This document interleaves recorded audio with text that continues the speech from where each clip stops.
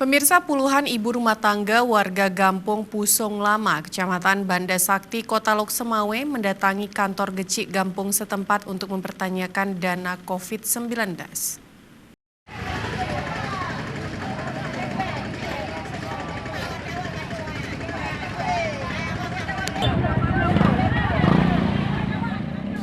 Kedatangan warga tersebut menuntut mengenai kejelasan bantuan sosial imbas COVID-19 yang dianggap tidak tepat sasaran dan tidak transparan.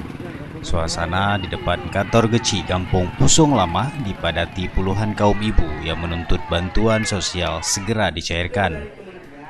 Seperti yang diungkapkan oleh Nurmala yang menuntut kejelasan tentang bantuan sosial imbas COVID-19 yang dianggap tidak tepat sasaran dan tidak transparan. Uang itu tepat keluar. Karena kami sedang memerlukan, kami nggak suka, ini kan kami nggak bisa kerja. Sudah dari corona bisa kemana-mana, jadi kami sangat butuh uang itu. Kalau bisa secepatnya sebelum lebaran, sebelum megang. Kami sangat butuh uang tersebut.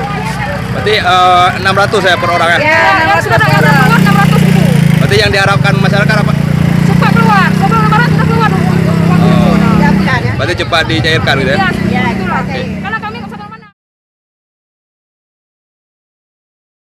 Kaum ibu ini meminta kejelasan dari Gecik mengenai data yang layak untuk penerima bantuan sosial untuk dampak COVID-19 dan juga waktu pencairan bantuan.